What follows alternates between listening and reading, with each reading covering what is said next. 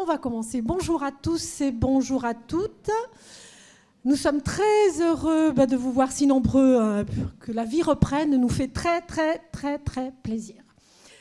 Alors moi je me présente, je suis Maryse Cosguimbar, je suis la responsable du pôle enfance ici au sein de la BFM. Et aujourd'hui, tout d'abord je tenais à excuser monsieur Julien Barlier, le directeur de la BFM, qui n'a pas pu être avec nous ce matin, mais qui est aussi, qui se joint à moi pour vous accueillir et pour faire part de sa satisfaction de voir la vie reprendre aussi. Alors, moi, je tenais à remercier chaleureusement Caroline Chabot, la directrice et la fondatrice de la maison d'édition Mes Mains en Or, pour l'organisation de ce colloque ici à la BFM. Et voilà, je vais être très courte. Je voulais juste vous dire que la BFM était très heureuse d'accueillir ce colloque et de participer ainsi à la grande cause nationale, comme vous le savez, la grande cause nationale 2021-2022 sur la lecture et surtout son accès à tous, y compris à ceux qui sont empêchés. Voilà, surtout à ceux qui sont empêchés. Voilà. Écoutez, Caroline, je crois que je vous donne la parole et je vous souhaite une très belle journée. Si, je voulais juste préciser que vous pourrez toujours profiter de la collection que nous sommes en train de monter sur Lire Autrement, sur le pôle enfance à la BFM, qui est sur l'espace jeunesse. Quand vous le pourrez, parce que je crois que la journée est très chargée. Voilà, bonne journée à tous. Bon colloque. Donc, merci à la BFM de nous prêter les lieux et donc d'être partenaire sur cet événement. Alors tout d'abord, pour une fois, j'ai écrit mon discours. Je vais essayer d'être rapide et efficace. Donc merci à vous tous d'être présents si nombreux malgré cette période bien difficile. On sait qu'on a eu quelques annulations de dernière minute à cause du Covid, mais finalement on s'en sort plutôt bien. Cet événement devait avoir lieu il y a déjà 1 an à l'occasion de nos 10 ans. Et je remercie vivement les partenaires qui se sont engagés à mes côtés pour que cet événement puisse avoir lieu. Certains sont là, ils pourront venir peut-être à la fin de mon discours ou peuvent se rapprocher. D'ailleurs, si mon équipe veut bien se rapprocher, parce que qu'elle puisse venir aussi peut-être être là à mes côtés pour la présentation. Venez toutes, vous cachez pas. Je me sentirai moins seule. Donc il était évident pour moi de mettre en avant pour ces 10 ans les différentes rencontres partenaires avec qui j'ai pu lier des liens et surtout vous faire partager et connaître des personnes et structures qui portent de beaux projets sur l'accessibilité du livre. Depuis 11 ans maintenant, j'ai vu le paysage de l'édition adaptée et de l'accessibilité en bibliothèque et dans l'éducation évoluer considérablement. J'espère que ce mouvement mis en action va continuer à évoluer et que les pouvoirs publics en tiendront compte et sauront soutenir les initiatives et structures comme les nôtres qui contribuent à faire bouger les marges. Cette année, la lecture est grande cause nationale, alors n'oublions pas les personnes dites empêchées de lire du fait de leur handicap, afin que nous n'ayons plus à employer de tels termes dans les générations à venir. L'inclusion et l'accessibilité est un droit pour tous, nous sommes tous concernés. Qui pourrait accepter pour son enfant qu'il n'ait pas le droit au meilleur et qu'il ne puisse pas avoir accès aux mêmes outils, aux mêmes savoirs que les autres? Moi, je ne peux pas l'accepter et il m'a toujours semblé que si je ne l'acceptais pas, alors je devais jouer un rôle pour contribuer à rétablir cette équité. Accepteriez-vous pour vous-même ou pour vos enfants qu'ils ne puissent avoir des livres dans la bibliothèque du quartier ou de leur école, que l'on ne comprenne pas leurs besoins, qu'on ne se démène pas pour leur trouver des solutions, qu'ils ne reçoivent pas une éducation de qualité en adéquation avec leurs besoins, que ce soit à l'école ou en IME. Alors apprenons chacun à notre niveau à regarder et à accompagner l'autre tel que nous souhaiterions l'être nous-mêmes. J'ai souhaité, pour fêter nos 10 ans, mettre en avant des éditeurs de l'édition adaptée jeunesse qui mènent un travail de fond exceptionnel et qui méritent d'être valorisés. Puis, je souhaite mettre en avant la co-conception qui me semble indispensable pour penser des livres, des projets et des accompagnements innovants et à la mesure des besoins dans les structures de nos territoires. Il faut transformer l'offre, car la demande est en pleine transformation. Pour cela, nous devons accepter de modifier notre regard sur l'autre et notre manière de fonctionner. Enfin, je donnerai la parole à des bibliothécaires qui, déjà depuis longtemps, accueillent tous les publics et le font de manière si inspirante. Nous terminerons cette journée par une expérience enrichissante menée par Yasmina Krabière, que je remercie d'être là, qui vient de loin, et je la remercie d'avoir répondu à ma sollicitation. J'espère que Mes mains en or pourra continuer à rendre l'accès à la culture et à l'éducation moins bancal pour la prochaine décennie, car n'oublions pas que l'accès à l'éducation au savoir, c'est le chemin vers l'autonomie. Je souhaite dire merci à mon équipe, que ce soit des bénévoles, des salariés, des stagiaires, des services civiques.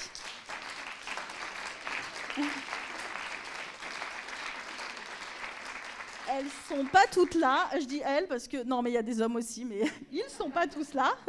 Mais voilà, le noyau dur. Je pense à Amandine qui n'a pas pu être là aujourd'hui pour des raisons personnelles. On pense bien à elle. Et donc je les remercie qui m'accompagnent dans mes ambitions depuis maintenant plus de 10 ans. Au fil de ces 10 années, j'ai créé un réseau de partenaires riches et je remercie vivement les partenaires dont certains sont présents.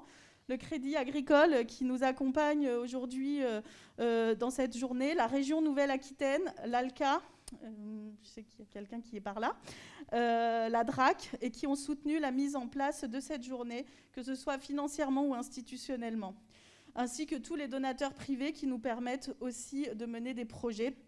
Voilà, sans tous ces partenaires, on ne pourrait pas être là aujourd'hui, on ne pourrait pas mener tous les projets que nous mettons en place. Donc je vous souhaite une belle journée. Elle va être intense et effectivement, si sur une pause, il y en aura peu, mais à midi, une pause courte, et peut-être l'après-midi sur la pause, si à un moment vous voulez aller voir le pôle Lire Autrement qui est à l'étage de la BFM. Et on a mis des tables là-haut avec des projets des éditeurs qui vont notamment... ceux qui vont parler de leurs projets ce matin et cet après-midi, vous pourrez aller voir leurs livres ou des coffrets, enfin voilà. Bonne journée.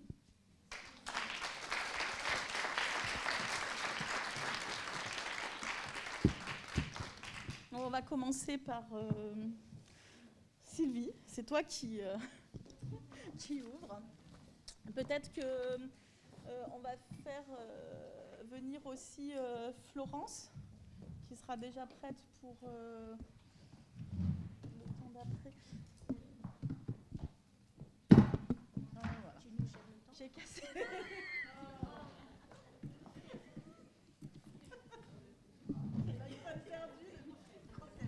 Je vais aller me coucher, puis je vais vous laisser. Tu mettras un chronomètre du coup, ou pas besoin de monter des feuilles? Il y a quelqu'un qui chronomètre.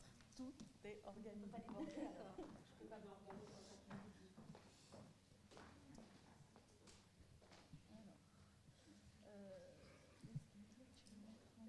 Tu veux peut-être te mettre en face de l'ordi? Tu mets pas le son quoi. C'est ça? Non, ça c'est... Alors attendez. Pourquoi ça met un petit...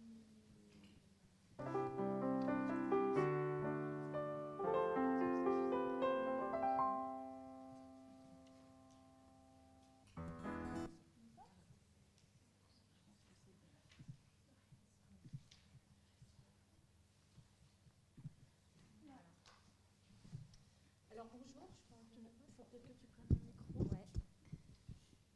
Il marche? Oui, c'est bon. Bonjour, donc je m'appelle Sylvie Sternis et je suis fondatrice des éditions L'Escalier. Donc en fait, je me suis intéressée depuis très longtemps aux enfants sans mots, justement, ceux qui ne parlent pas, qui ne comprennent pas forcément ce qu'on dit, qui ont du mal à rentrer dans la lecture à cause de tous ces soucis-là. Et donc, j'ai un passé d'enseignante de 35 ans, et c'est la rencontre avec des enfants, justement, qui ont ces gros soucis de communication et de langage, donc aussi de lecture, puisque sans mots, c'est compliqué aussi de comprendre et de lire des histoires, que j'ai mis en place d'abord dans mon ancien métier, un système de communication par échange d'images, et où je me suis rendu compte qu'en fait, pour l'accès à la lecture, c'était vraiment magique. C'est-à-dire que des enfants qui ne s'intéressaient pas au livre, tout d'un coup, on met quelques pictos sur un livre et on leur lit cette histoire et leur regard s'allume et tout d'un coup, il y a quelque chose qui se passe. Donc, j'ai quitté l'éducation nationale et je me suis lancée dans l'édition. Et donc, eh bien, j'ai réussi à créer 3 collections pour les enfants, c'est-à-dire qu'il y a 2 collections pour les enfants, pour les tout petits, et pour à partir de 10 mois, puisque ça peut s'adresser aussi à des enfants qui sont tout petits, qui ne parlent pas encore, des enfants un petit peu plus grands, avec une collection de contes, et une 3e collection qui vient de sortir. Et justement là, je rejoins le discours de Caroline, puisque c'est pour des adolescents et adultes en situation de handicap, ou qui sont empêchés de lire, ou qui ne peuvent pas lire, ou qui sont aussi, pour les non-francophones aussi, c'est très utile, dont un qui a été fait en, comment tu as dit, en co-construction avec un foyer de vie à Lille, des résidents qui ont travaillé avec des auteurs pour écrire une histoire et l'illustrer. Et donc, en coédition, en fait, il est paru et il est diffusé par le canal de l'édition L'Escalier.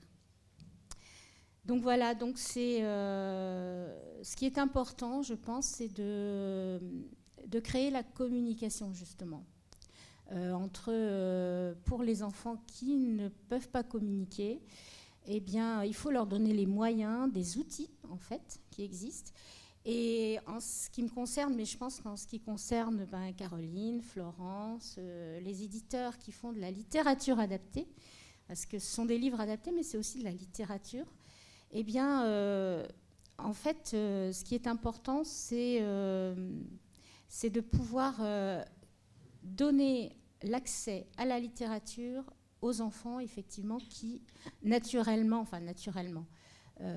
depuis leur naissance, ils ne peuvent pas. Donc, l'idée, c'est vraiment de développer, justement, un fonds de littérature adapté pour leur permettre, en bibliothèque, en librairie, si c'est possible, dans les écoles, dans leur maison, d'avoir des livres qui leur conviennent. Donc, je trouve remarquable les initiatives qui se passent actuellement dans les bibliothèques, surtout que ce qu'on sait, c'est que ce public-là ne vient pas forcément en bibliothèque et qu'effectivement, il y a un gros travail d'aller les chercher, puisque ce n'est pas leur démarche spontanée. Alors, les livres que j'ai créés sont des livres qui sont traduits en pictogrammes. Voilà. Donc, ça, c'est la collection adulte. Donc, voilà. Donc, ici, dans la collection adulte, vous avez une page de gauche où le texte est traduit à l'aide de pictogrammes, où j'essaye de trouver des pictogrammes qui sont simples, accessibles très vite, sans beaucoup d'apprentissage. Et chaque fois une illustration. Et ici, le texte en facile à lire et à comprendre. Voilà. Et donc, à la fin de chaque livre, que ce soit enfant ou adulte, il y a un lexique avec tous les pictogrammes qui ont été utilisés. Donc, la possibilité de revenir sur ces pictogrammes pour les mémoriser et les réutiliser, en fait. En ce qui concerne les collections enfants, alors là, la forme est un petit peu différente, au sens où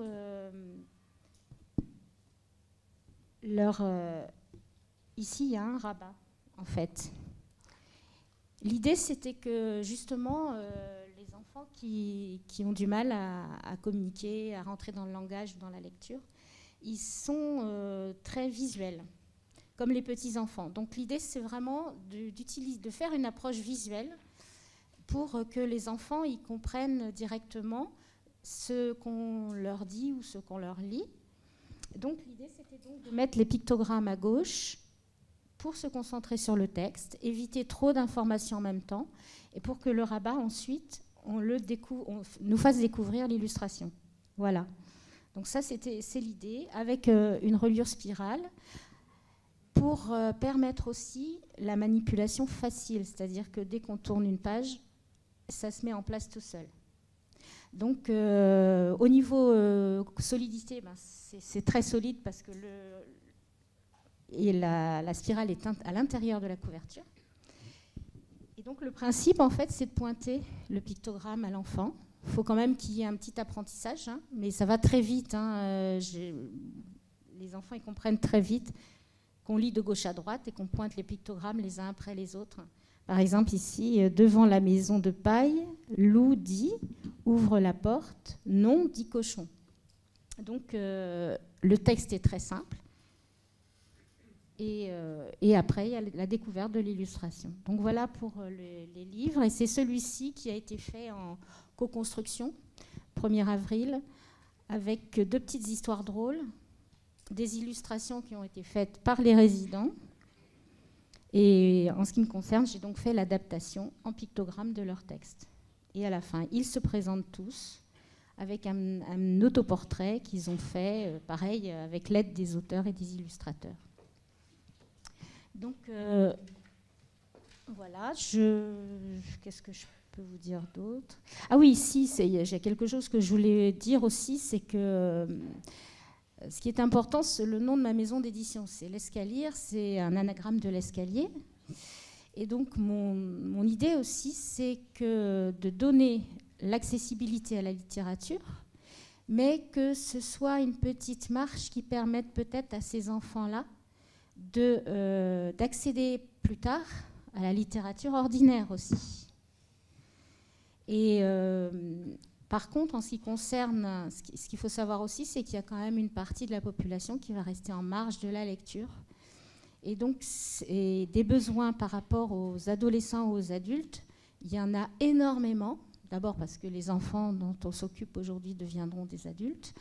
Et ensuite parce qu'il y a déjà des adultes qui sont en situation de ne pas lire, de ne plus lire, et qui ont le droit aussi d'avoir autre chose que des textes pour enfants.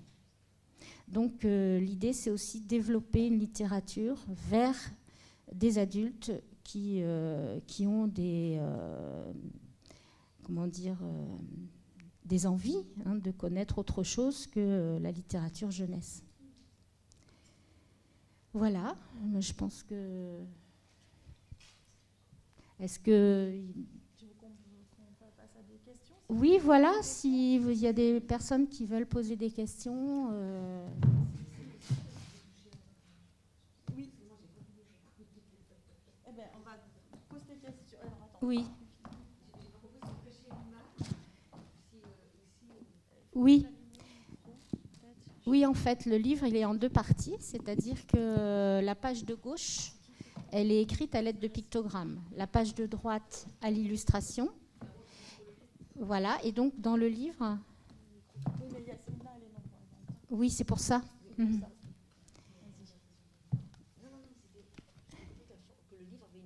J'avais compris que le livre avait une forme particulière. Voilà, à gauche, en fait, la couverture est en 3 parties. Il y a la première de couverture, le dos de couverture, mais le dos de couverture est prolongé à gauche et qui permet de se rabattre sur la page de droite pour la masquer. Prends le micro. Voilà. Donc le rabat, il est là. Il est juste là. Là. Ah, voilà, voilà, il est là. Voilà. Oui, il est à droite, c'est parce que je regardais à l'envers. Voilà, page de gauche en pictogramme et page de droite l'illustration avec le rabat. Voilà. Et donc, ça veut dire que la personne va lire ce côté-là. Oui. Et elle va pas être polluée, entre guillemets, Oui. l'image qu'elle peut regarder après. Voilà, exactement. Voilà, c'est ça l'idée. Voilà. Non, non, mais vous avez raison. Oui, et puis il y a aussi toujours une page de présentation des personnages, ce qui permet aussi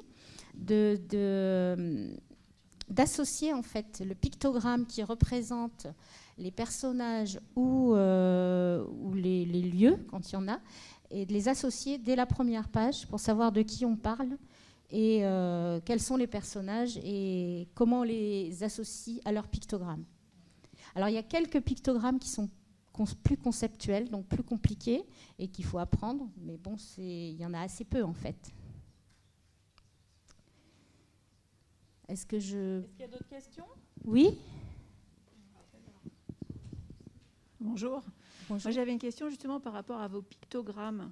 Parce que vous disiez que vous faisiez les pictogrammes. Est-ce que c'est des pictogrammes que vous, que vous décidez toute seule Comment, en fait, moi, j'aimerais bien que vous nous expliquiez un petit peu comment vous travaillez ces pictogrammes. Alors, tout à fait. Alors, en ce qui me concerne, moi, je fais une traduction. Je travaille avec une infographiste, avec une orthophoniste. Et donc, je prépare, moi, mon texte traduit en pictogramme, une espèce de pré-maquette avec des petits carrés noirs et mon texte traduit. Et ensuite, ça va chez l'infographiste qui crée des pictogrammes. Elle est graphiste et infographiste, donc elle les crée elle-même. Et une fois que, disons qu'une bonne partie des pages ou toutes les pages sont traitées par l'infographiste, à ce moment-là, c'est l'orthophoniste qui intervient et qui teste les pictogrammes avec ses patients. Et quand il y en a qui coincent, on les retravaille. Et je travaille aussi avec l'orthophoniste sur la structure du texte. C'est-à-dire que moi, j'ai des idées, je le mets en place, mais quelquefois, il se trouve que ça peut être compliqué ou alors c'est trop long. Donc, on trouve des astuces pour que la syntaxe, en fait, soit fluide et simple, enfin, et voilà. Mais il y a un aller-retour toujours. Il y a certains pictogrammes qu'on demandait 20 à 30 essais avant d'être validés, quoi. Et avec des idées qui ont plusieurs idées à la fois. Et puis pour les livres ados-adultes, ils ont aussi été testés donc, en foyer de vie par des résidents qui sont non lecteurs. Et donc, avec ce test, il y a eu des retours par rapport à certains pictos qui ont été modifiés aussi. Merci. Je crois qu'il y a une question. C'était la même question. C'est ça.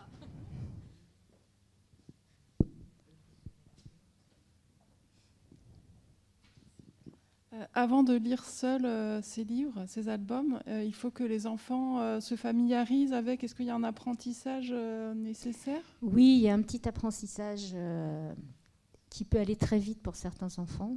Enfin, en ce qui concerne, moi j'ai testé avec beaucoup d'enfants autistes, par exemple de 3-4 ans, qui étaient non-verbaux. Et ils sont tout de suite captés par les pictogrammes, en fait. Et en 2 pages, ils ont compris le principe. C'est-à-dire que très vite, au lieu que ce soit moi qui pointe, ils vont se mettre à pointer tout seuls. Et quand ils ne connaissent pas les mots, il suffit de leur dire. Mais en général, ils les apprennent très, très vite. Beaucoup plus vite qu'un enfant ordinaire, d'ailleurs. Mais et ce que j'ai remarqué aussi, c'est que par exemple, à la première lecture, les illustrations ne les intéressent pas forcément. Et c'est le pictogramme qui les intéresse d'abord. Et donc, par contre, c'est à la fin, en cours de lecture ou à la 2e lecture, que là, ils vont s'intéresser aux illustrations. Mais la première lecture, c'est vraiment une lecture de texte, en fait. Parce que je considère que ce sont des textes. Les textes, chaque pictogramme est souligné de son texte littéral, quand même. Oui, il y a quelqu'un là-haut. Oui. Alors, le choix du noir et blanc, il en a 2. Un, parce que c'est une lisibilité visuelle forte, le contraste noir et blanc. 2, parce que dans tous les livres, quasiment, le texte est en noir sur fond blanc. Donc, on retrouve aussi la couleur d'un texte ordinaire sur n'importe quel livre. Et je considère que ce sont des textes aussi, même s'ils sont visuels. Ce sont des textes visuels.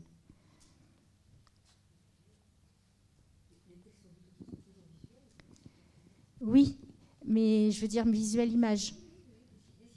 Voilà, c'est ça. Bonjour. Oui, j'avais encore une question sur les pictogrammes. C'est vrai qu'aujourd'hui, de plus en plus de personnes non-relisantes, en situation de handicap de communication, ils vont avoir des outils de communication alternative augmentés, adaptés à leurs besoins, leurs outils personnels.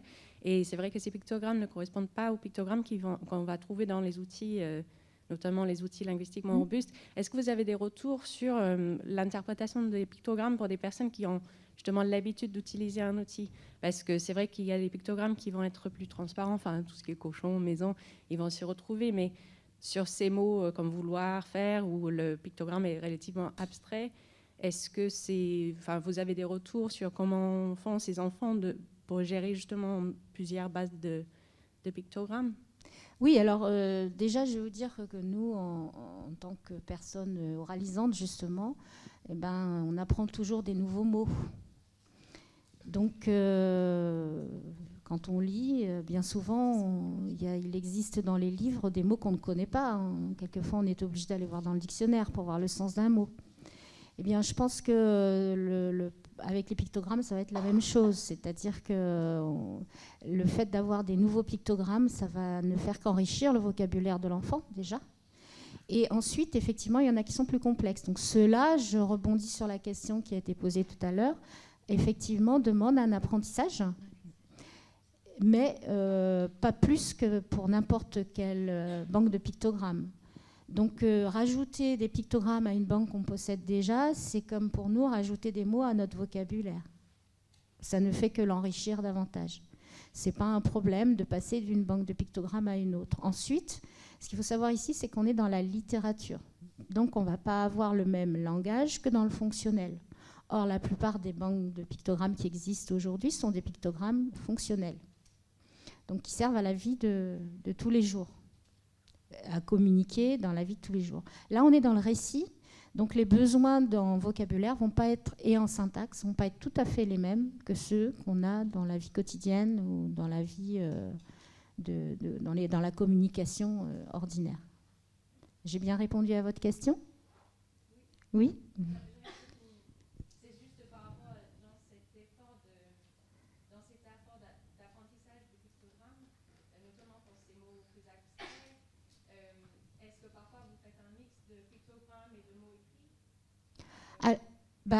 Que ça leur demande un effort d'apprentissage?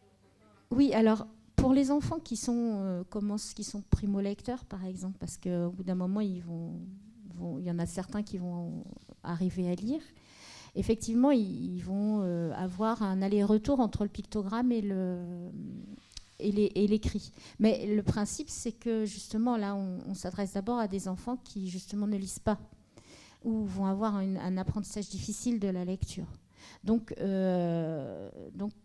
d'abord, l'apprentissage va se faire par le pictogramme, par l'image elle-même.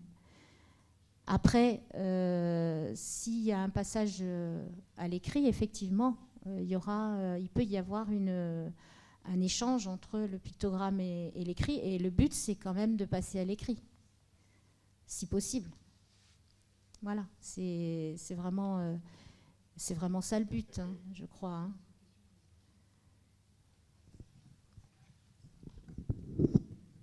S'il n'y a plus de questions, merci Sylvie.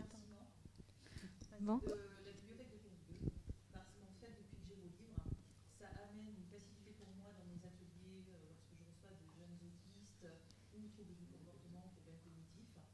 Et depuis que je connais vos livres, je peux vous garantir qu'il y a vraiment beaucoup de bonheur avec ces jeunes à faire ces ateliers. Et vos livres fonctionnent. Merci beaucoup en tout cas pour ce retour. C'est très émouvant parce que c'est intéressant pour moi aussi de voir comment ça fonctionne en bibliothèque, parce que j'ai des retours de gens que je rencontre ou avec qui mais c'est vrai qu'en bibliothèque c'est pas alors donc merci beaucoup.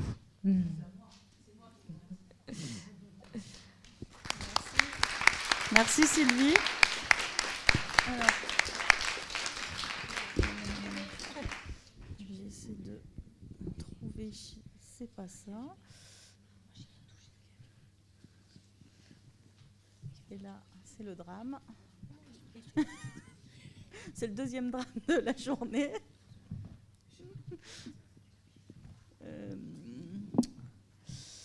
Voilà. Non. C'est lequel qu'il faut mettre? C'est celui-ci. Je peux prendre celui-ci là, je sais pas. Oui. Donc maintenant, je vais donner la parole. à Florence des éditions Abadam et qui va nous parler dyslexie et troubles 10. Je crois que ça intéresse fortement beaucoup de monde à l'heure actuelle. Ça, c'est clair. Bonjour, donc moi je m'appelle Florence Brier. J'ai créé les éditions... Ah ouais, alors comment je fais? Parce que moi l'informatique, tu sais... Tu as vu que j'ai l'air vachement douée, moi aussi. Attends, mais si j'appuie ça... Attends. Ouais, ça marche. Ouais, voilà. Oh punaise, on n'est pas sorti. Est-ce que Sylvie m'a laissé 5 minutes de plus au moins? Ouais. Super. Alors, les éditions Adabam, j'ai créé cette maison d'édition il y a 12 ans. On parlait au début beaucoup 10. Aujourd'hui, je ne parle plus de 10, mais je parle d'enfants en difficulté d'apprentissage. Et je vais vous expliquer pourquoi. Les terrains sur lesquels on travaille principalement, alors on a commencé par la lecture, l'orthographe, et depuis peu, on travaille sur l'apprentissage de l'anglais, qui est un sacré défi. Je vais vous expliquer rapidement comment je suis venue à travailler sur la dyslexie, parce que je ne suis pas du tout confrontée, je n'ai pas été confrontée à ce problème-là, j'ai eu cette chance. Donc en 2015, beaucoup d'enseignants me demandaient ce qu'il existait sur le marché de livres adaptés pour des enfants qui sont en difficulté, et donc dyslexique était le mot qui revenaient tout le temps. J'ai fait une étude de marché pour pouvoir leur répondre et leur conseiller quelques bouquins, et je me suis aperçue qu'il n'y avait pas grand-chose à cette époque-là. Donc je leur ai dit, on va s'y mettre, on n'a qu'à le faire puisque vous avez besoin de bouquins. Donc j'ai commencé par me renseigner. Donc autour de moi, il y a maintenant une trentaine d'orthophonistes, des neuropsys, il y a des neuroscientifiques, orthoptistes, parce que c'est très important le travail des yeux. J'avais une graphothérapeute, psychomote, enfin bref, il y a toute une équipe, beaucoup d'enseignants, des éducateurs spécialisés. Et voilà, on m'a beaucoup expliqué ce que c'était que la dyslexie. Voilà, le cerveau, on me l'a beaucoup décortiqué, mais à chaque fois, c'était concrètement... moi, ça me plaît bien, le cerveau gauche, le droit, le machin, ok, d'accord, mais concrètement, un enseignant, là, demain, il fait quoi avec ses gamins? Et là, voilà. Alors, du coup, j'ai cherché ce qui existait comme solution. On m'a beaucoup parlé de l'alternance de couleurs. Donc, tout le monde connaît les syllabes, une syllabe bleue, une syllabe rouge. Et moi, quand on m'a parlé de ça, j'ai dit, ok, c'est pourquoi pas. Quelle est l'efficacité? Est-ce que ça a été mesuré? Non. Et qu'est-ce qui se passe dans la tête d'un enfant quand on lui enlève la couleur? Parce que dans notre quotidien, tout à l'heure Sylvie le disait, on est sur un papier blanc et une encre noire. Et donc là, il y a un blanc total. Personne, visiblement, s'est intéressé à cette particularité. Donc j'ai travaillé différemment. J'ai pris l'option de travailler à partir de ponts phonétiques. C'est exactement la même technique que l'alternance de couleurs, mais je suis sur un papier blanc et une encre noire. Et donc, on va mettre des petits ponts. C'est pour ça que je vous disais que l'orthoptiste, c'est très important, parce qu'on a fait un sacré travail. J'ai passé plusieurs heures, la tête comme ça, avec l'orthoptiste, pour garder le chemin des yeux des enfants, pour observer un petit peu comment ça travaillait.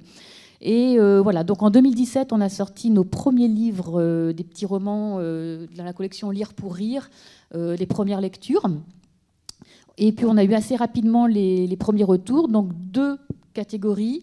Des enfants en difficulté d'apprentissage sans pour autant être dyslexie, parce qu'à l'époque, on avait tendance à mettre tout le monde dans le panier de la dyslexie. Maintenant, on revient un petit peu là-dessus. Un enfant peut être en retard d'apprentissage pour X raisons, manque de maturité, manque de confiance. Voilà, chacun a son parcours. Ils ne sont pas forcément 10. Donc, les enfants qui ne sont pas diagnostiqués 10, mais en difficulté d'apprentissage, les petits ponts phonétiques, ça marche super bien. Donc, ça, on était très contents. Les enfants dyslexiques, eh bien non. Alors, ça marche pour certains, mais pas pour d'autres, d'accord? Donc, certains enfants adhèrent à cette technique. Donc, là encore, il y a un petit peu de gymnastique, faut prendre le coup. Mais on n'arrive pas à... Enfin, ce n'est pas la solution.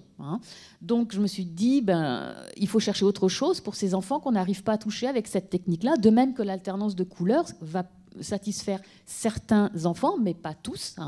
Donc, en 2018, on a lancé une étude. Alors, quand je dis on, j'ai travaillé avec une autre association qui s'appelle Adapt2Dys, qui malheureusement n'existe plus, qui a arrêté, et puis avec le Centre de recherche en éducation de Nantes, donc avec une équipe de chercheurs, qui est le CREN, et on a lancé une adaptation. Donc, l'intitulé, c'était « Quelles adaptations de texte sont utiles et efficaces, et pour quel type de troubles ou difficultés ?» Donc la technique, on a regroupé, moi j'ai recensé, vous pourrez le feuilleter après, j'ai un catalogue de 21 adaptations qu'on a trouvées, qui existaient, qu'on a déclinées dans 3 polices de caractères différentes. Et toute l'équipe, donc les orthos, les machins, tout le monde s'est mis au boulot et on a travaillé sur un panel de 141, précisément, enfants. Voilà, donc je vais vous montrer rapidement là les résultats globaux de cette étude. Premièrement, impossible de déterminer une adaptation de texte efficace pour un trouble donné. J'aurais adoré pouvoir dire votre enfant est dyslexique, dysorthographique, c'est ça qu'il lui faut, il est dyslexique, dyspraxique bucco-facial, c'est ça qu'il faut, vous voyez, ce genre de choses. Laissez tomber, c'est pas possible, c'est dommage. Le lecteur 10 est le seul à pouvoir choisir les aides dont il a besoin. Ça, c'est extrêmement important. Je me heurte parfois à des orthophonistes qui me disent « Ah non, là, il y a trop de signes cognitifs, ça perturbe l'enfant ». Je vais vous montrer tout à l'heure l'adaptation qui a eu le plus de succès auprès des multi-10. Pour des normaux lecteurs, je vous assure que c'est violent à lire, c'est pas vraiment agréable. Donc, laissez le lecteur 10 choisir son adaptation, sachant qu'il évolue et qu'une adaptation à un temps donné, 3 mois après, ça peut être encore autre chose. Vous voyez la difficulté qu'on a à travailler avec ces élèves-là, enfin ces enfants. Il n'y a pas une adaptation de texte, mais des adaptations de texte, c'est ce que je vous expliquais. Il faut multiplier les adaptations. Ce qui était très intéressant, c'est que sur nos 21 adaptations de texte, 7 seulement ont montré une efficacité. Quand je parle d'efficacité, c'est-à-dire que l'enfant gagne en fluidité de lecture. C'était ça notre critère. Qui dit fluidité dit meilleure compréhension du texte. La fluidité va avec la compréhension. C'est important. Et tout ce que l'on met en place pour un enfant 10 fonctionne pour tout le monde. Voilà. C'est pour ça qu'aujourd'hui, moi, j'évite de parler de dyslexie. Je parle plutôt de livres qui facilitent les apprentissages. Un peu plus précis, les résultats. Dans le fond, il faut impérativement respecter les règles du facile à lire. Donc ça, je vais vous les énumérer rapidement dans la mise en page. C'est un travail de mise en page du livre. Là, un livre adapté, ce sont des symboles et des couleurs qu'il va falloir ajouter. Donc je vais vous montrer la différence entre un livre sans aménagement, un livre facile à lire et un livre adapté. Je vous dis ça parce que aujourd'hui, on a dans le monde de l'édition, sur le marché de l'édition, des livres qui sont dits, enfin l'éditeur dit qu'il est adapté, et en réalité, il n'y a aucune adaptation. Le livre ne fonctionne pas et on a tendance à dire « Ah bah c'est normal, mon enfant est 10, il ne peut pas y arriver ». Non.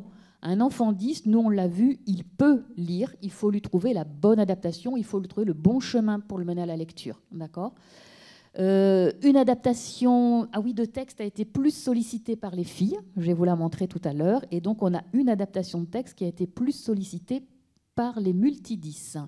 Les règles du facile à lire, donc là je vous ai mis 2 visuels, donc un visuel où on voit une mise en page facile à lire et un texte sans aménagement. Bon, je pense que de toute façon ça vous devez, peut-être que vous connaissez déjà. Les règles, je les rappelle rapidement. Choisir une police de caractère adaptée, c'est-à-dire sans empattement. Donc c'est Arial, Helvetica, Comics sans MS pour des titres, mais pas sur du texte long parce que les lettres ne sont pas fixées bien à plat, elles bougent. Donc ça, il ne faut pas trop le mettre sur les textes longs. La taille de la police, 16 minimum. Au collège, on peut descendre jusqu'à 14, d'accord ? Mais si vous voyez un texte, mettons qu'il y a un double interligne qui est écrit en petit, laissez tomber, c'est pas possible. Il faut vraiment minimum 16 pour certains enfants, il faut aller au-delà de 16. Là encore, c'est l'enfant qui choisit.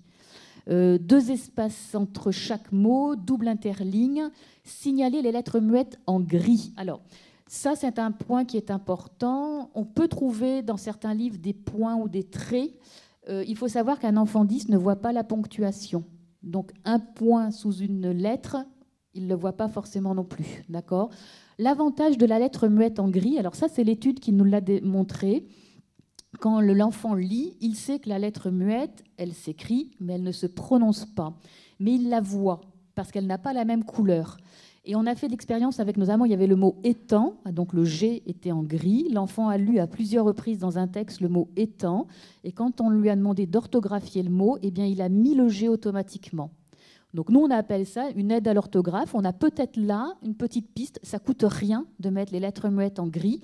Vraiment, ça, c'est l'aide qui a été la plus sollicitée. Enfin, les enfants 10 nous ont dit c'est vraiment les lettres muettes qui les aident, et en gris.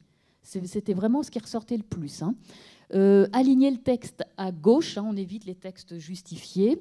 Les petits plus, mais ça c'est très compliqué, notamment dans l'édition. Alors, détacher la ponctuation et la majuscule de début de phrase, soit en couleur, quand on est sur un texte imprimé en couleur, ou en gras. Ça permet à l'enfant de repérer la ponctuation. Comme je vous ai dit, l'enfant 10 ne voit pas la ponctuation. Et c'est une aide à la compréhension, puisqu'il voit son début de phrase et sa fin de phrase. D'accord ? Et puis éviter de séparer les groupes nominaux ou verbaux par un saut de ligne. Alors ça, c'est compliqué dans l'édition. Vous voyez sur le texte que je vous ai mis, ça fait des... Et là, celui-là, il n'est pas bien fait, justement. Je l'avais pris exprès. Par exemple, on voit, troisième ligne, un enfant très costaud. Ça, il aurait fallu le laisser sur une même ligne, puisque ça va ensemble. Alors, c'est très compliqué dans l'édition d'arriver, parce qu'on aurait parfois des grandes lignes et puis parfois des petites lignes. Donc, on essaye de faire au mieux. Ce qui est certain, c'est qu'on n'enlève jamais un déterminant d'un nom. Ça, c'est clair. Il faut faire au mieux. Le double interligne, c'est sympa, mais c'est vrai que dans l'édition, ça coûte plus cher, parce que forcément, plus de pages. Mais c'est hyper important néanmoins.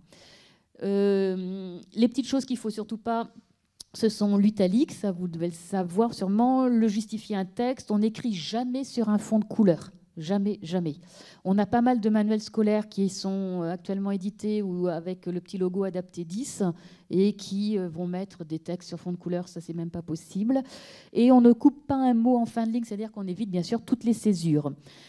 Trouver ces infos, c'est facile. Vous allez bientôt avoir une fiche qui sera disponible par le JA, l'édition Jeunesse Accessible. Mais vous avez également une fiche sur notre site internet qui regroupe tout ça. Vous pouvez la télécharger, c'est gratuit. Et on a une vidéo sur notre chaîne YouTube où on reprend avec des exemples, où on détaille. Et vous avez une vidéo sur les lettres muettes aussi. Une petite chose importante, la lettre muette, on différencie le langage oral du langage écrit. À l'oral, je vais dire petite. À l'écrit, on va mettre le E. Et le E, fin de mot, il doit être en noir. Ce n'est pas une lettre muette. L'enfant, vous lui apprenez que la lettre muette, elle s'écrit, elle ne se prononce pas. Donc, si vous mettez le E, fin de mot, en gris, il va vous dire petit et pas petite. D'accord ? Donc, il faut le laisser. C'est une erreur qu'on voit assez fréquemment, malheureusement. Qu'est-ce qu'un livre adapté ? Voilà 3 exemples. Donc, le texte sans aide, le texte facile à lire. Et là, je vous ai mis un texte adapté qui cumule la couleur et le symbole étant le cadre. L'exemple du cadre est assez intéressant. On avait testé des livres niveau collège et on l'a imprimé les feuilles sur du A4 et on avait mis un cadre autour du texte en disant aux enfants, voilà le format du livre, ça sera du A5, donc on t'a mis un cadre pour que tu vois bien comment le texte sera positionné sur la page pour que ça t'aide. Et dans le retour des questionnaires, à chaque fois, on avait j'aime le cadre, j'aime le cadre, j'aime le cadre. Et du coup, on a testé cette adaptation, ce cadre, sur les 141 enfants. Et oui, le cadre est ressorti. C'est un truc tout simple à faire, mais ça marche super bien. Je vais passer pour pas. Alors voilà, je vais vous passer les différentes adaptations qui fonctionnent. Donc vous avez nous ce que nous faisons. Donc c'est les fameux petits ponts phonétiques. On découpe les mots en syllabes. Une chose importante, par exemple, son regard. Vous voyez que le pont va jusqu'au bout du mot. D'accord ? On a actuellement, j'ai vu des livres récemment qui sont sortis avec des ponts phonétiques qui excluent les lettres muettes. Surtout pas. Et ça, c'est le travail qu'on a fait avec l'orthoptiste. On voit bien que l'enfant, il faut qu'il aille au bout de son mot. La lettre, elle ne se prononce pas, mais elle fait partie de son mot. Elle doit être orthographiée. Donc, il faut vraiment que l'œil aille jusqu'au bout. D'accord ? On a l'alternance de couleurs, donc c'est exactement la même chose. Une syllabe bleue, une syllabe rouge. Une autre adaptation qui fonctionne bien, c'est l'alternance de mots en couleurs. Donc là, les couleurs qu'on va prendre, c'est bleu, rouge, vert. Bleu-rouge, c'est pas innocent. Bleu et rouge, ça permet d'avoir une profondeur et ça facilite une vision en 3 dimensions. Les enfants 10 voient en 3 dimensions dans leur tête. Donc la couleur, elle n'est pas anodine. Moi, j'ai vu l'autre jour en Belgique une maison d'édition qui a pris bleu et vert. Et la personne me disait oui, mais parce que le rouge, c'est scolaire, c'est la correction. Et ben pas du tout. L'enfant, il ne voit pas ça. Le rouge, c'est aussi la couleur maternelle. Il faut laisser le bleu et le rouge. D'accord ? Alors, l'autre, l'adaptation qui est juste en dessous, donc on a l'alternance de mots en couleur avec les petits ponts phonétiques. Et c'est l'adaptation qui a le plus fonctionné sur les multi-10. Donc, vous voyez, elle est chargée. Et là, quand vous montrez ça, les orthophonistes, au début, moi, je me suis pris des coups, parce qu'elles n'aimaient pas du tout ça. Et comme quoi, voilà, il ne faut pas écouter. Il y a vraiment un truc, c'est que Moi, je suis ce qu'on appelle un normolecteur, donc il ne faut pas penser par rapport à soi. Voilà. Il faut vraiment laisser l'enfant choisir. C'est lui qui sait. Et tester régulièrement. C'est incroyable. Ils évoluent beaucoup parce qu'ils ont des suivis par différents corps médicaux, donc il faut les laisser. Je continue. Ça, voilà, une autre adaptation assez incroyable, les consonnes en bleu et les voyelles en rouge. Et voilà les adaptations qui ont le plus fonctionné sur les filles. Alors là, on a un petit point d'interrogation. Voilà, les neuroscientifiques me disent non, c'est pas possible, le cerveau n'a pas de sexe. Ok, ben, il n'empêche que voilà, nous, on a remarqué ceci. Alors, quand je parle de voyelles, vous remarquerez que vous avez, par exemple, sur la première ligne du deuxième petit bloc avec les ponts phoniques, imprimé, IM est en rouge. Parce qu'en phonétique, IM, c'est une voyelle. Hein, les sons un, ou, en, ce sont des voyelles. Donc là, le N, il faut le laisser en rouge. Donc voilà, ça c'est un scoop. Et les différentes, les codes qui fonctionnent bien, alors le cadre, là je l'ai remis. Et on a les fameuses petites flèches, hein, les repères visospatiaux. Donc on a une flèche bleue en début de ligne, une flèche bleue en fin de ligne. Et si l'enfant repart sur une flèche bleue, c'est qu'il s'est trompé, qu'il a sauté une ligne. On a des enfants qui n'arrivent pas à suivre. Donc là, on peut avoir aussi un guide-ligne ou une feuille pour aider. Et si vous imprimez en noir et blanc, vous mettez carré et rond. Voilà, vous changez de symbole pour pouvoir aider l'enfant. Où trouver ces informations? Pareil, sur notre site internet, on a une petite carte mentale, vous pouvez l'imprimer, c'est entièrement disponible. Et on a cette même carte mentale sur notre chaîne YouTube qui est animée avec des compléments d'informations qui vous aident à trouver voilà, les bonnes aides. Alors, je précise que c'est pas, il y a peut-être d'autres adaptations qu'on ne connaît pas encore. Hein. C'est vraiment, nous on cherche, on creuse, on a encore des enfants qui n'adhèrent pas. Alors la solution de facilité, c'est de les mettre sur l'audio. Je trouve ça très bien parce qu'il faut qu'ils aient accès, bien sûr, dans leur scolarité. Ils ont besoin d'avoir les textes, de les connaître, de les comprendre. Mais le support papier est quand même super, vraiment important. Mais peut-être qu'il y a encore d'autres, il y a sûrement d'autres astuces parce qu'on a des enfants qui n'arrivent toujours pas à lire. Donc ce que je vous dis là n'est pas à prendre au premier degré. Il faut continuer de travailler, continuer de chercher. Nous, on a encore des études en cours. Voilà, il ne faut vraiment pas s'arrêter. Voilà, il y a peut-être encore une solution, d'autres. L'anglais, rapidement. J'ai quoi comme temps là? 5 minutes. C'est large, super large. Il n'y aura pas de questions, bien sûr. L'anglais, je vais être super rapide. Donc, comment on travaille chez Adabam? C'est simple. On va aller chercher d'abord où est le problème. Et une fois qu'on a trouvé le problème, on essaye de trouver les solutions. C'est le principe de la voiture en panne. Quand on a identifié où ça ne fonctionne pas, c'est plus facile de réparer. Donc là, l'anglais, on a mis en place ce qu'on appelle des livres augmentés. Donc, on a le livre papier. Et sur un site internet spécifique, vous avez la bande-son, donc c'est l'histoire qui est lue par une anglophone. Et on a toutes les ressources pédagogiques pour tester la compréhension de l'histoire, mais aussi des aides. Je vais vous les passer rapidement, qui sont disponibles à télécharger, tout ça gratuitement.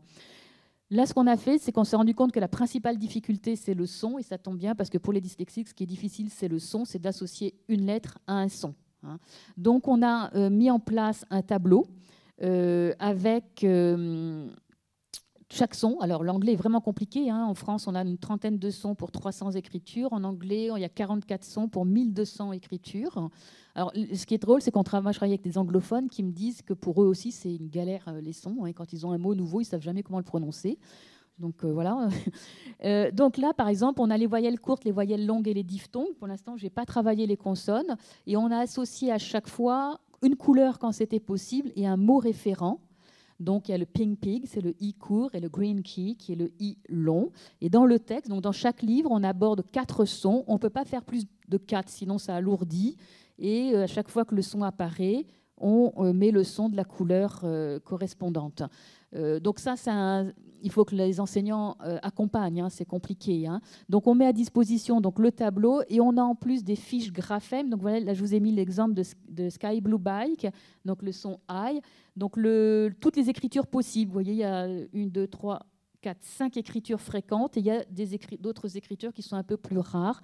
Donc après, c'est aux enseignants, chaque fois qu'il y a des mots nouveaux, d'enrichir ces fiches-là. Voilà, je ne vais pas être trop longue sur l'anglais. S'il y a des questions, je crois que j'ai pris des livres, je vous montrerai. Les premiers... Sur la table là-haut, j'ai mis... Ouais, d'accord, super. Ah, c'est gentil, merci. Les premiers retours, là, parce que ces livres sont récents, on a des retours très positifs, donc on est super contents. J'attends encore un petit peu et puis on va évoluer. Je pense qu'il y a encore nos livres depuis 2017, là, les premiers livres adaptés, ils évoluent parce qu'on a régulièrement des retours. On tient compte de ce qu'on nous dit. Toutes les critiques sont bonnes à prendre, sauf quand c'est méchant, mais c'est rarement méchant, c'est très constructif. Donc on essaye de voir comment on peut améliorer et être au plus près des besoins des enfants. Comment bien choisir un livre adapté, ce sera ma conclusion. Un livre adapté doit respecter impérativement, ça c'est les règles du facile à lire quand vous voulez acheter des livres adaptés. Si vous voyez qu'il n'y a pas un double interligne, si c'est écrit en petit, ça ne fonctionnera pas, donc ce n'est pas la peine. Seul le lecteur avec trouble 10 peut savoir ce dont il a besoin. Donc malheureusement pour les bibliothèques, il faut multiplier les offres. Moi, je n'ai pas la solution miracle, il faut multiplier les offres. Un livre adapté est utile pour tous les lecteurs. Donc ça, il ne faut pas hésiter à les proposer à des enfants qui débutent dans la lecture. Nous, on a des livres, la collection à la conquête de la lecture, avec les sons complexes qui sont colorés. Donc c'est toujours pareil, on a le texte avec les petits ponts. Et en plus, dans chaque livre, on va mettre en avant 4 sons complexes. Et ces livres-là, moi, j'ai vu des enfants en grande section qui sont prêts pour la lecture. Et le fait de leur montrer le découpage des mots, ça a été un déclenchement. Ils se sont mis à lire tout seuls. Alors, lire tout seul, pas les sons compliqués, les gneux, les yeux, ils n'y arrivent pas forcément, mais les sons simples, ils ont réussi à lire sans aucun problème. Enfin, je terminerai là-dessus. Soyez critiques. Faites appel à votre bon sens. Quand vous voyez, alors je vais vous prendre un exemple de livre qui existe, un livre qui est dit adapté 10, et à l'intérieur, donc il respecte les règles du facile à lire, et il a mis tous les A en bleu. Alors pourquoi bleu ? Puisque le bleu, la couleur bleue est normalement censée être utilisée pour le son E. Et à quoi ça sert ? Eh bien voilà, ça ne sert pas à grand-chose en réalité. Et dernier petit détail, évitez les livres où il y a écrit en gros « livre adapté 10 ». Ça marginalise vraiment l'enfant, ce n'est pas une nécessité. Les enseignants, ils collent des étiquettes dessus pour que justement l'enfant n'ait pas ce sentiment de différence. Voilà ce que je peux vous dire. Merci. J'ai fait quoi ? Merci Florence. Ça marche ? Oui. Il y a des questions ? Oui. Là. Oui. Où est le micro ? En parlant fort, ça doit le faire. Ouais. Oui. Ouais. Mm.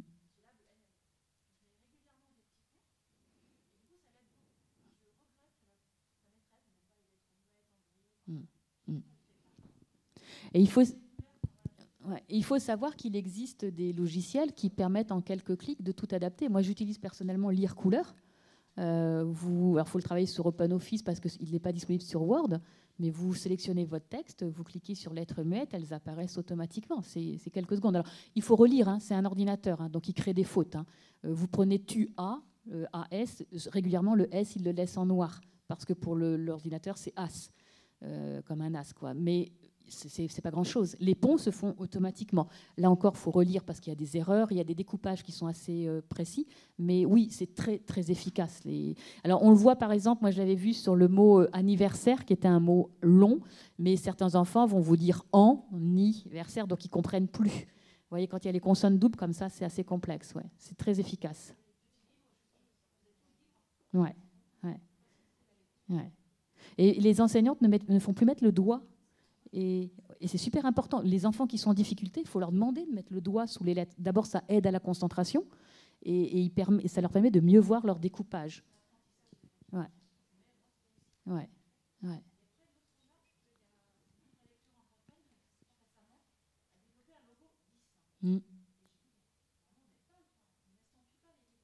je suis d'accord.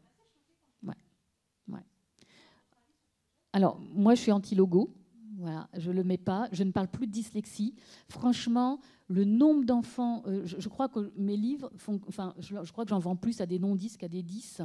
Et ça aide tout le monde. Et je pense qu'il ne faut pas marginaliser. Alors, leur logo, en plus, on dirait Saturne. Je ne sais pas trop pourquoi. Ils n'ont pas expliqué pourquoi c'est une planète avec une espèce d'arc autour. Ils ont écrit 10 dedans. Alors, le repérage en bibliothèque, il peut être important, bien évidemment. Moi, j'ai des bibliothèques qui m'ont demandé l'autorisation d'utiliser mon logo qui s'appelle « À la conquête de la lecture ». Donc, je leur laisse. Franchement, je cherche pas à faire du business, donc c'est pas du tout mon intérêt. Donc, je leur laisse prendre le logo. Ils vont mettre ça en début d'étagère. Et voilà, les parents savent qu'ici, c'est pour apprendre à lire, pour partir dans la lecture. Mais je ne suis pas du tout favorable à la marginalisation des enfants.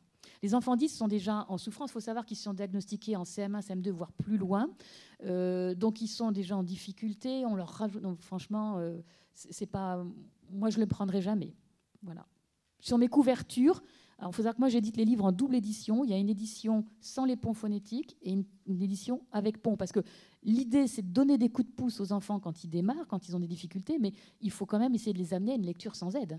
Donc, voilà, il y a une évolution possible. Donc, si on leur dit à chaque fois, toi, t'es 10, c'est ça qu'il faut, toi, t'es 10, regarde, il y a le logo, machin, bah, ils ne vont pas s'en sortir, les gamins. Il faut les emmener vers une lecture le plus possible.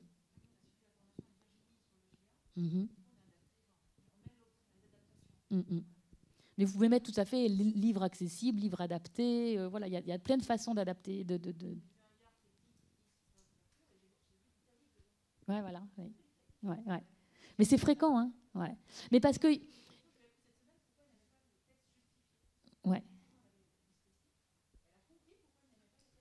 Ouais. Mais il y a des règles à respecter. Donc vous avez aussi un rôle. C'est-à-dire quand vous voyez ça, il faut dire non à l'éditeur. C'est pas possible. Ouais.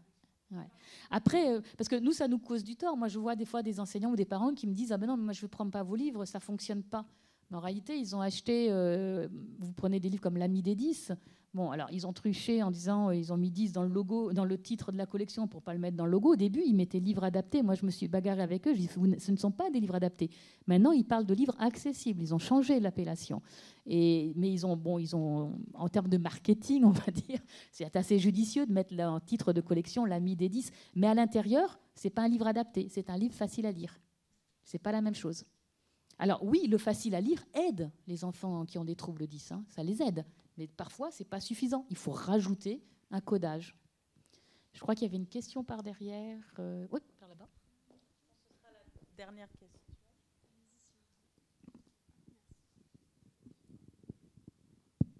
Bonjour, déjà merci beaucoup pour votre présentation, c'est super intéressant. Vous avez dit que les livres, pour faciliter les apprentissages, n'étaient pas forcément bien pensés. Est-ce qu'il y a une vérification quand on édite ce genre de livre ou est-ce qu'on peut éditer sans problème et après c'est à l'acheteur de vérifier si c'est bien ou pas? Alors il n'y a aucune vérification, rien. Je peux même vous raconter, il y a quelques mois j'étais au ministère de l'Éducation, j'étais avec un conseiller pédagogique, on parlait des méthodes de lecture. Et il m'expliquait qu'il y avait 35 méthodes de lecture en ce moment qui sont commercialisées. Aucune n'a fait l'objet d'études. Donc chaque éditeur, il va de sa petite création.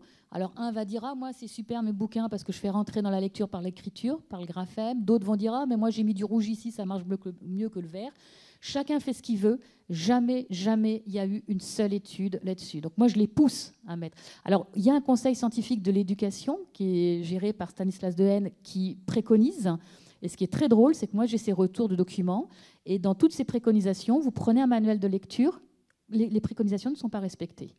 Donc voilà, vous avez raison, pour moi, c'est catastrophique, ça. Ouais. Merci beaucoup. Je crois que c'est tout. Merci. Il y avait...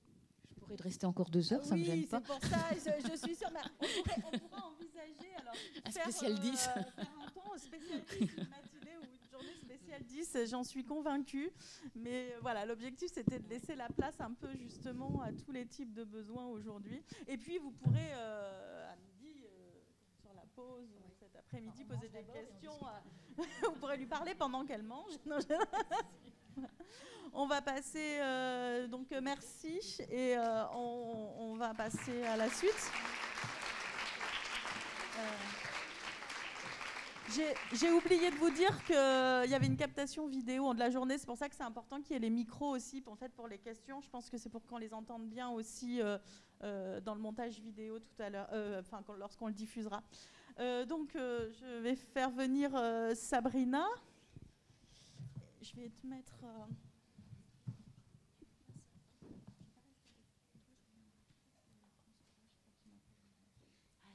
seule. Je suis désolée. Vous avez tout gagné, je vais être seule sur la scène. Voilà. Si quelqu'un va venir avec toi. Il n'y a personne qui pourra m'arrêter. Je suis désolée, il y a France 3 qui est par là, donc je vais aller les voir.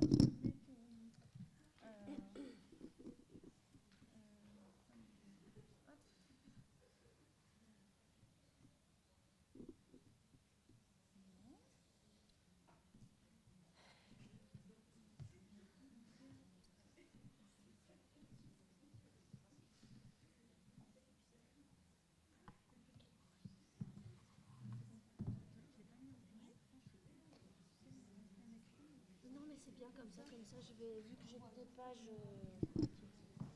pas organisées, j'essaie de revenir dès que je vais organiser.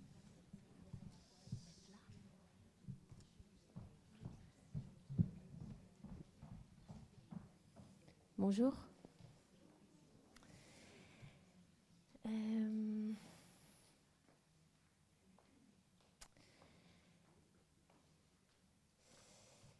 Ok.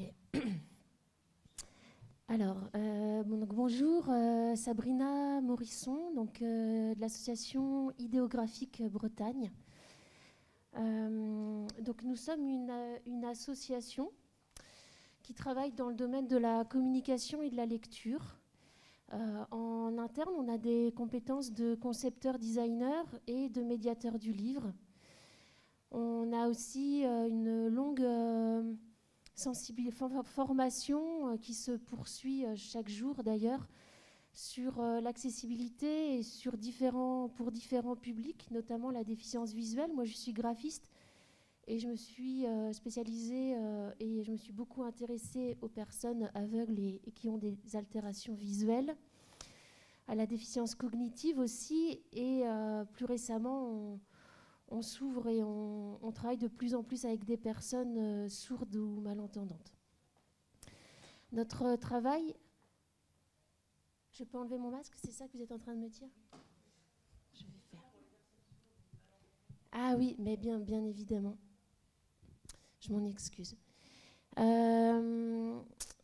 Voilà, donc on travaille sur... en fait, on a une chaîne complète, c'est-à-dire qu'on travaille dès la conception des supports jusqu'à leur édition, leur fabrication et leur médiation. On forme et on sensibilise. Voilà, donc je crois que Caroline voulait que je parle davantage de la co-conception, parce qu'un petit peu comme ma précédente et mes précédentes, je crois on est toutes passionnées et on pourrait parler des heures.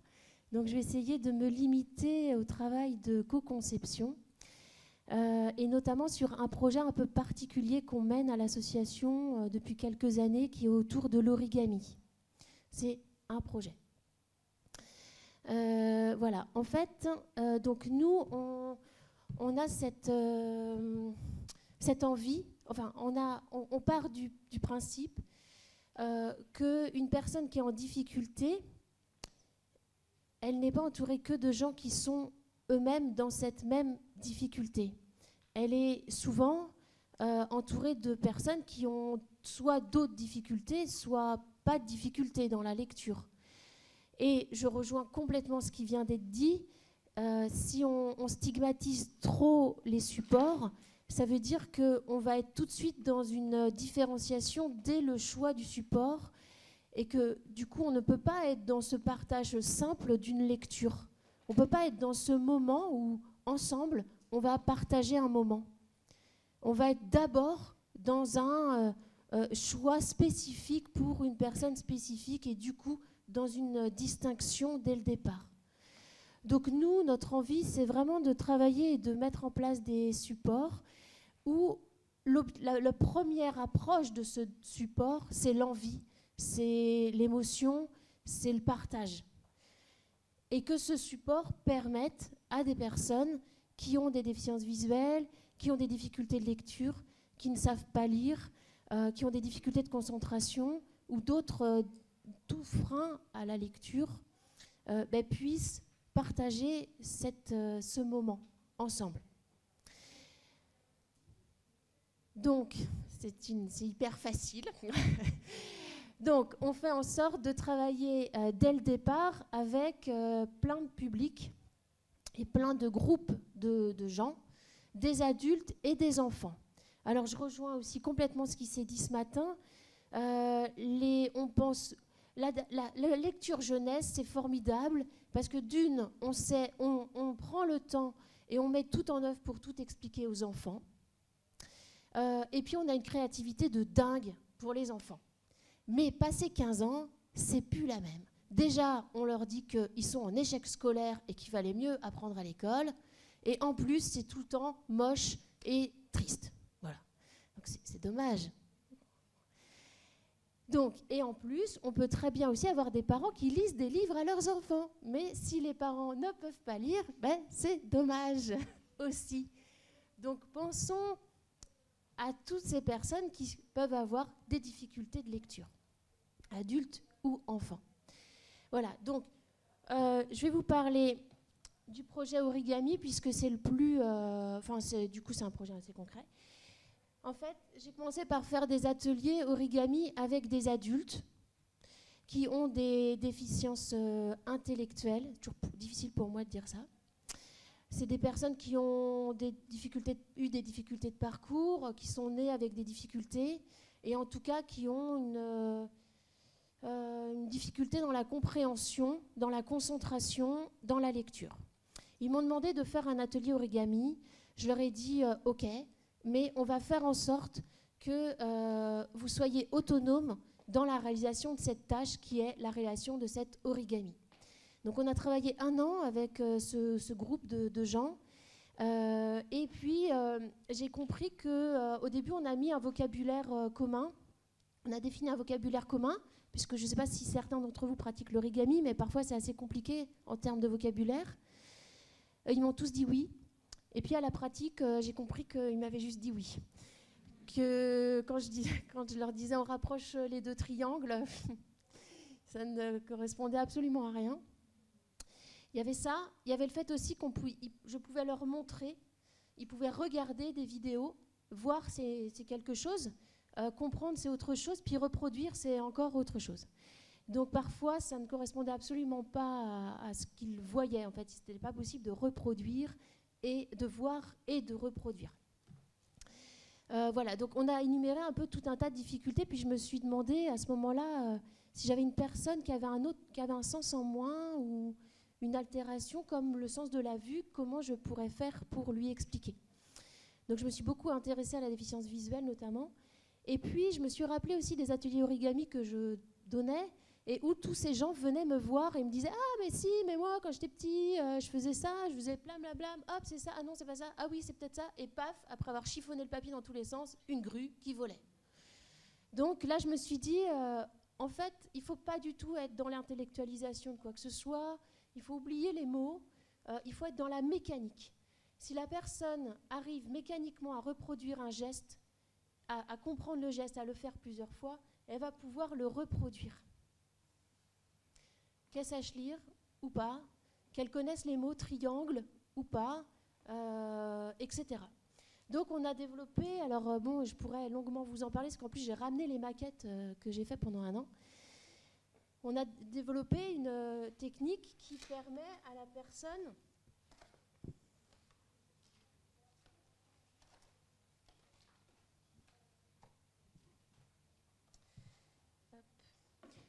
c'est comme un petit tuto. Vous avez une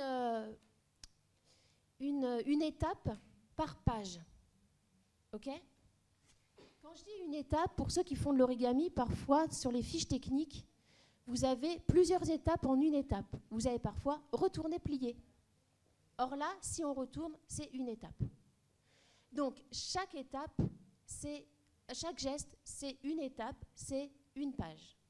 Et sur chaque page, vous avez la possibilité de manipuler l'étape, l'origami. Vous avez le papier qui est collé sur la page et vous pouvez très bien le manipuler jusqu'à temps d'avoir juste à reproduire le geste. OK ? Donc, et ainsi, vous avancez dans la réalisation de l'origami jusqu'à temps, donc tout en le manipulant, jusqu'à temps d'arriver à la réalisation du bateau. J'essaye de vous expliquer, mais je ne sais pas si c'est... Vous me posez des questions sur après. C'est très clair, super. Donc, on a fait en sorte d'évacuer le plus possible de ce que j'appelle les parasites. Donc déjà, on a travaillé avec les gens dans leur lieu de vie.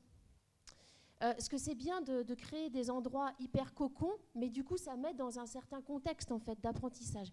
Or, on s'aperçoit aussi qu'il y a plein de difficultés d'apprentissage et de lecture qui sont liées au contexte. C'est-à-dire, c'est trop bruyant, c'est trop lumineux, il y a beaucoup trop de gens autour de soi, etc., etc. Donc, nous, on voulait être dans l'endroit, on a développé les ateliers, dans l'endroit où les gens venaient, venaient, parce on pouvait boire un café, lire le journal, etc. D'une, pour travailler, pour voir jusqu'où on devait aller pour la concentration, et de deux, pour permettre à plein de gens qui ne pouvaient pas s'inscrire à cet atelier d'y participer. C'est-à-dire qu'on a plein de gens qui étaient comme ça, qui étaient loin de la table, à regarder. Par contre, ils ont toujours été là. Et puis, il y a certains qui étaient loin de la table, puis dès qu'il n'y avait plus grand monde, hop, ils s'asseyaient. Hop, et puis ils se relevaient dès qu'il y avait trop de monde. Vous voyez ? Du coup, ça nous a permis de toucher aussi des personnes qui ne se seraient jamais inscrites en fait, à ces ateliers et de comprendre un petit peu comment ils pouvaient s'approprier cette méthode. Il y a aussi, donc, c'est pour ça que l'origami, donc chaque étape, le pliage qui est sur la page, il est sur une page qui n'a pas de motif, qui est uni, le fond, pour permettre la concentration, pour permettre aussi aux mains de manipuler cet origami et pour permettre justement que tout le monde se sente confortable en fait dans la perception de cet origami. Donc on l'a testé dans tout un tas de situations. Et l'origami est sur on a fait en sorte que le papier soit différent de différentes couleurs, de chaque côté pour avoir un repère visuel et de textures différentes puisqu'on est sur un papier craft, donc les papiers craft sont lisses d'un côté et rugueux de l'autre. Donc ce qui permet à chacun d'avoir des repères. Voilà, donc on a mis ça en place pendant 1 an, ce qui a permis à ces personnes d'être autonomes dans la réalisation de cette tâche. Et puis on a vu l'intérêt aussi pédagogique. Puisque quand Alain me disait, donc Alain, je pense qu'Alain ne savait ni lire ni écrire, ou n'a jamais su lire et écrire. En fait, je vous dis, je pense, parce que moi, je suis graphiste. Je ne suis pas thérapeute. Donc, ce qui m'intéresse, c'est que la personne, elle y arrive. Mais je travaille avec les thérapeutes, les éducateurs. Le projet thérapeutique ou d'éducation, c'est eux. Moi, je suis graphiste, conceptrice. Donc, ce qui m'intéresse, c'est éventuellement les éléments mécaniques. Si j'ai besoin de savoir si la personne, elle ne dessert pas ses mains parce qu'elle est trop médicamentée. Donc, ça ne sert à rien que moi, je lui dise, bah, vas-y, détends-toi. C'est important quand même que je le sache. Par contre, son parcours, que Alain, qui m'explique son parcours, pourquoi il ne sait pas lire ou écrire, au moment où je travaille, moi, pour moi, ce qui est important, c'est de comprendre où est-ce que ça va être confortable pour lui et comment il va rentrer dans la lecture. Vous voyez ce que je veux dire ? C'est pour ça que je dis, je pense qu'il ne savait ni lire ni écrire.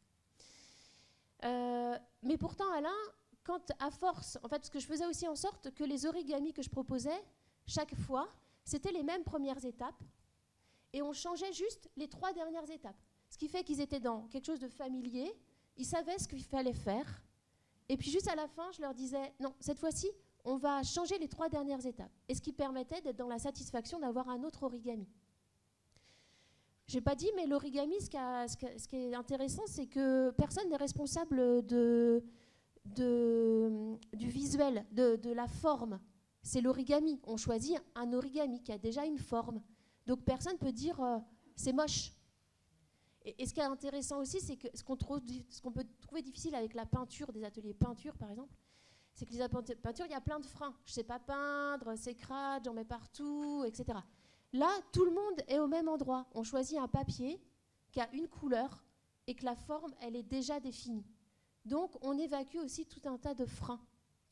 Et donc, notre Alain, il me disait, là, c'est comme ça. Et donc j'ai fini par lui dire, ok, alors là, c'est comme ça, à cet endroit-là, là, on va l'appeler le pli du triangle.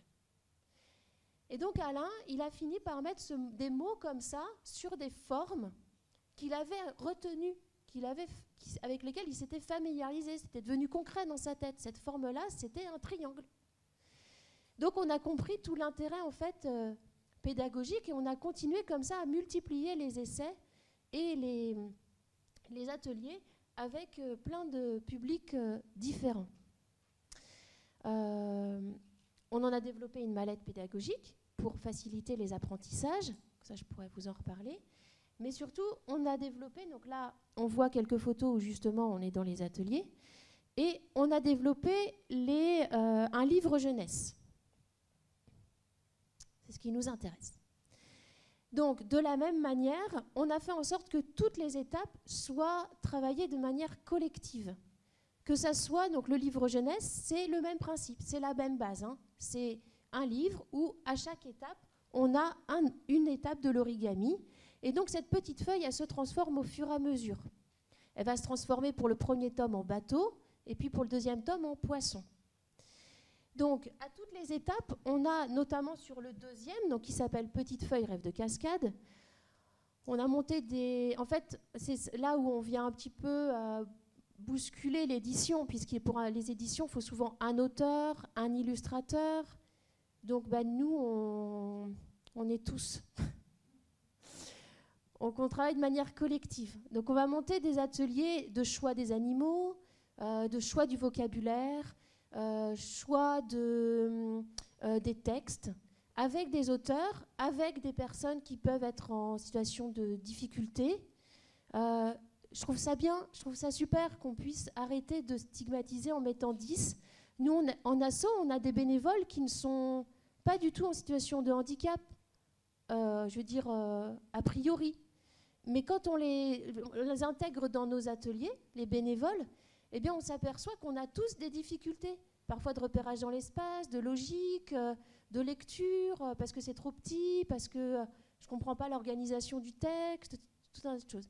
Donc nous, on fait en sorte de mêler en fait nos bénévoles, on va les classer dans la case ordinaire, et puis des personnes qui sont classées dans la case handicap. Voilà. Donc tout ce petit monde, il est ensemble, et en fait, on s'aperçoit qu'on a tous des difficultés à différents endroits. Donc que ça soit pour l'écriture, on fait en sorte de travailler de manière collective, que ce soit sur le choix sur le travail sur les illustrations. Donc le livre, en fait, vous avez pareil, tout le temps ce petit papier qui se balade. Et donc les illustrations, donc là c'est un long projet, nous n'y sommes vraiment pas du tout à un résultat encore très satisfaisant, mais on essaye à travers chaque livre de faire en sorte que les illustrations, ce sont des animaux, et que chaque animal puisse avoir un élément plus blanc, plus lumineux, pour que des personnes qui ont une altération visuelle, mais qui perçoivent quand même quelque chose et qui ont une vision un peu floue, puissent quand même distinguer les animaux, avec comme si la lueur permettait d'avoir des formes différentes. Là, on n'est pas du tout dans du scientifique, on est complètement dans de l'empirique et on cherche comme ça à créer une sensation visuelle, même si la personne ne perçoit pas de manière nette les illustrations. Mais moi, j'aimerais beaucoup à terme pouvoir travailler avec des scientifiques, pour le coup, pour aller plus loin dans nos recherches. Donc, les illustrations, de la même manière, on les travaille avec une illustratrice et un groupe qui va les tester, lui dire ça c'est pas ça comme ci, ça comme ça, qui va aussi dessiner, et du coup on intègre des illustrations qui sont faites dans ces ateliers, dans les livres. Voilà. Donc en fait, ce qui est chouette, c'est qu'on a des compétences en effet très techniques de concepteurs, et puis on a des compétences aussi de facilitateurs.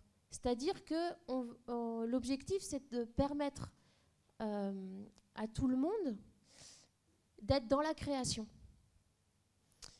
Et moi, graphiste voyante, qui me suis intéressée à la déficience visuelle, je peux vous dire que quand j'ai appuyé sur ce bouton, j'ai appuyé sur une 4e dimension.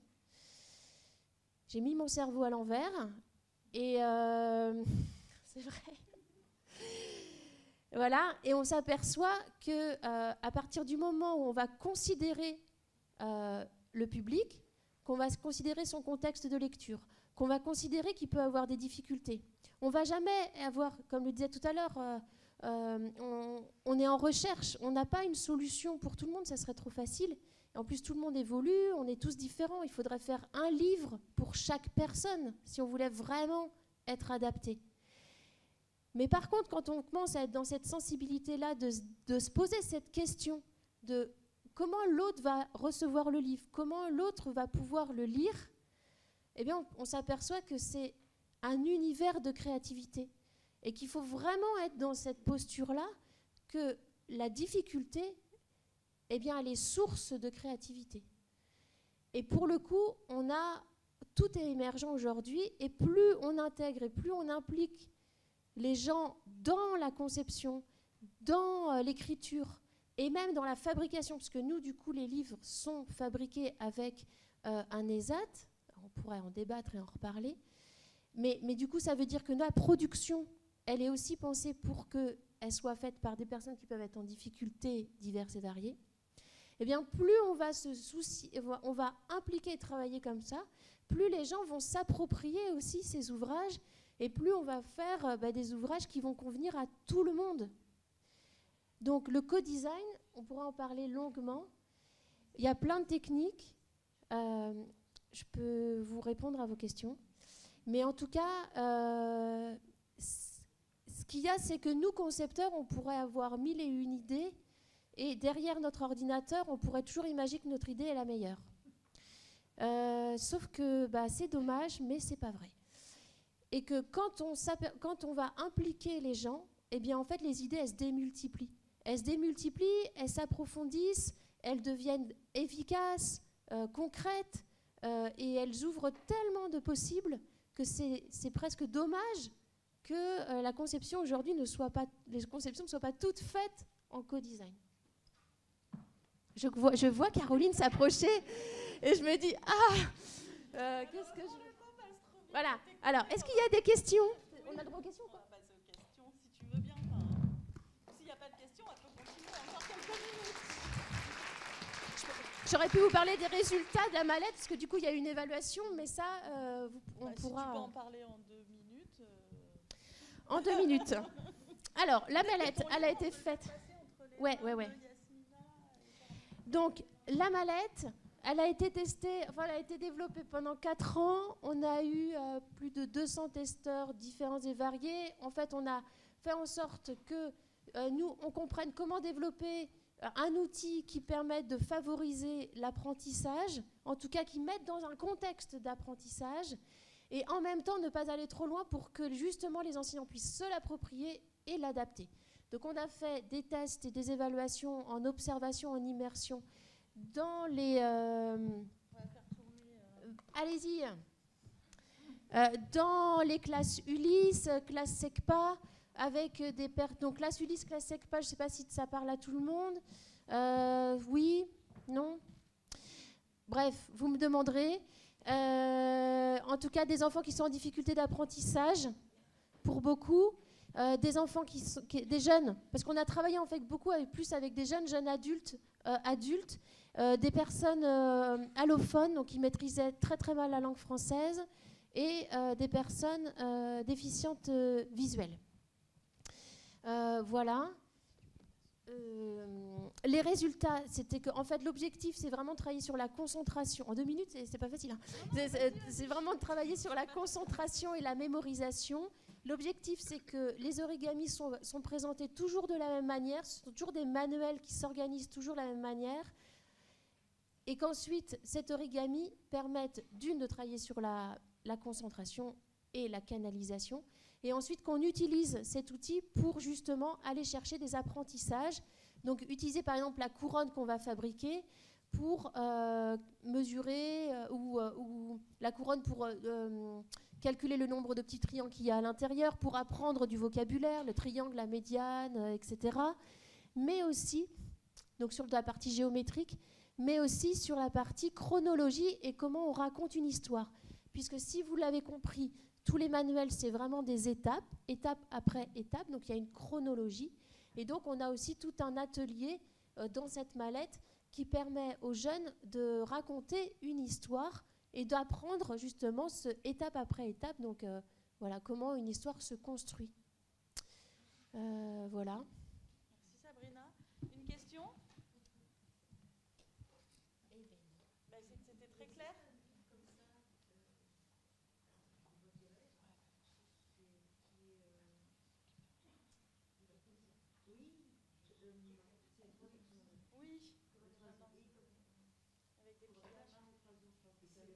C'est la maison d'édition, c'est les 3 ours. Ça avait été fait dans les années 2000. Oui, c'est la même. Il y a 4 livres dans un coffret.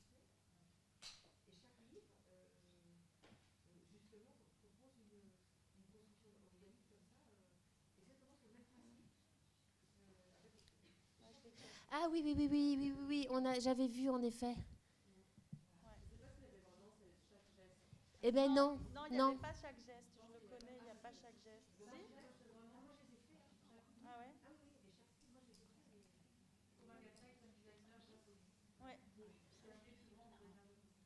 Ouais. Si, je les avais vus justement au Doigt qui rêve, je crois.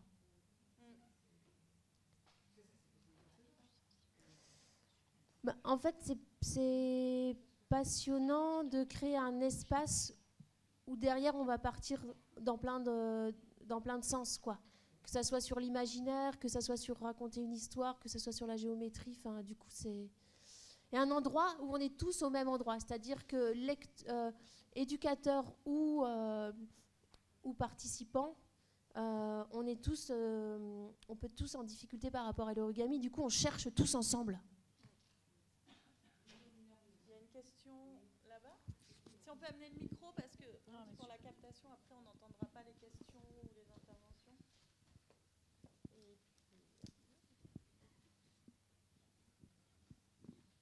Bonjour. Vous avez parlé de l'utilisation de la mallette pédagogique en SECPA ou en Ulysse. Oui, et je voulais savoir du coup si c'était utilisé en début d'année, par exemple, parce qu'on voit bien qu'on peut tirer des fils en fait à partir de cette mallette. Voilà, comment c'était utilisé? Est-ce que c'était plutôt utilisé a priori comme un préalable ou si c'était utilisé plus tard dans le déroulement de l'année voilà. Alors les retours qu'on a, c'est ils l'utilisent beaucoup aussi en début d'année, en effet, en début de cycle en fait. Enfin en début, c'est pas forcément en début d'année, mais c'est en début de cycle. Et ils l'utilisent beaucoup l'utilisent en fait sur sur cette question de travailler la concentration, parce qu'on a vu dans tous nos tests. Donc moi, je fais en sorte de me mettre vraiment en grande difficulté. Donc on a fait des tests avec des classes Ulysse, collège, le lundi matin à 8h en revenant des vacances, voilà, ou avec des classes spécialisées le vendredi après-midi avant de partir en vacances. Comme ça, on a bien les enfants au bon moment, dans leur concentration. Voilà. Et du coup, souvent, la mallette, elle est utilisée voilà, pour canaliser, pour concentrer, pour travailler de manière collective. Donc ça peut venir soit en début, quand le groupe se connaît mal, ou en début de cycle, soit à un autre moment où il y a juste besoin en fait, de travailler sur la concentration. Les retours qu'on a, c'est que les enseignants l'utilisent aussi simplement quand ils démarrent quelque chose, ou quand ils démarrent une journée que c'est compliqué, ils mettent les manuels et tout le monde se met à plier. Voilà. Et après, sur l'appropriation, sur l'utilisation pour soutenir des apprentissages, ça, c'est mieux de le faire en fait au départ. Parce qu'on va vraiment, ils vont être... Il y a toute cette question de mémoire longue, mémoire courte, puisque dans les exercices, en fait, ils font les origamis. Après, on leur demande de faire sans le manuel. Après, on leur demande de le faire le lendemain. Donc vraiment, cette question de comment je me rappelle, en fait, qu'est-ce qui me permet, qu'est-ce qui me sert à refaire l'origami? Est-ce que c'est une mémoire visuelle? Est-ce que c'est une mémoire de l'étape dans le livre? Est-ce que c'est la mécanique? Et du coup, comment on fait pour que la personne, elle aille vraiment jusqu'au bout par elle-même?